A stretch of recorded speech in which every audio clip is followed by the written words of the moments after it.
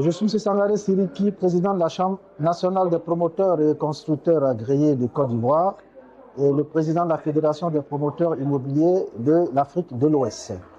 Nous avons essentiellement parlé du financement des logements, comment lever les verrous, et nous avons discuté de la question du logement, ce qui est très important. Je pense que ce qu'il faut retenir de la journée d'aujourd'hui, la question du financement du logement, ce sont les différents obstacles que nous rencontrons pour la production du logement. Premièrement, la sécurisation du foncier. Il faut que nous puissions mettre en place de différentes réformes courageuses, en tout cas nos États, pour que le foncier soit sécurisé. Une fois le foncier sécurisé, ça permettra de mettre en place un bon mécanisme de financement hypothécaire.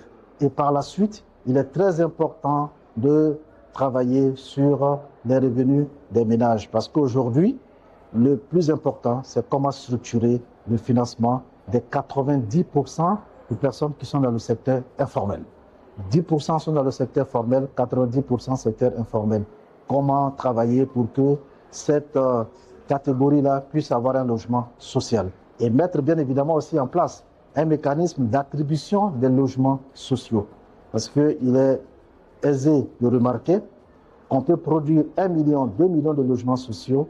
Si la vraie cible n'est pas atteinte, on ne réduira pas le déficit du logement. Pourquoi? Parce que certaines personnes viendront acheter 10, 15, 20, 30 logements. Ça ne permettra pas de réduire le déficit. Ça va creuser encore le déficit et ça mettra en péril en fait tout le processus, tout le mécanisme mis en place. Et nous allons nous retrouver dans un système où les quartiers précaires vont se multiplier. Donc, ensemble, nous devons sécuriser le foncier, structurer les financements, structurer l'écosystème de financement, aller vers la production de nos matériaux locaux ici. Et ça permettra bien évidemment de réduire les coûts de logement.